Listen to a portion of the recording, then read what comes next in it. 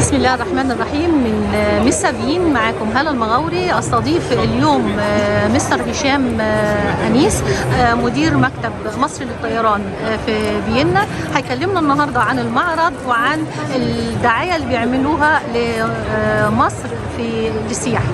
أهلا بك مستر هشام. اهلا بيكي، وان شاء الله دايما كده يعني بنمثل مصر في اي حاجه يكون فيها مصر متجمعه. ده المعرض ده مع هيئه تنشيط السياحه. هيئه تنشيط السياحه هي المسؤوله طبعا عن تنظيم المعرض، لكن مصر طبعا وفقا ان احنا جهه مصريه مهمه بالنسبه لهيئه تنشيط السياحه، ودايما بنشارك معاهم في كل الفعاليات بتاعتهم، ويكون لنا مكان من خلال الدعايه بتاعتنا كمصر طيران ان احنا بنقول احنا النقل الرسمي لكل السياحه اللي جايه مصر، وان شاء الله نكون عند حسن ظن كل الزائرين. وبتبقى معمول طبعا اسعار كويسه بالنسبه لمجموعات السياحه.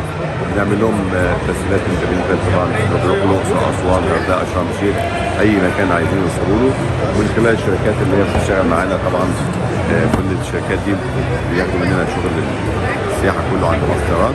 فاحنا دايما بنقول احنا واقفين جنبكم وفي ظهركم، وبنقدم لكم عروض برضه تتناسب مع السياحه بتاعتكم، بحيث تحققوا الباكج اللي الناس تتمناه وتوصلوا كلنا نكسب، يعني مصر في الاول واحنا بعد كده.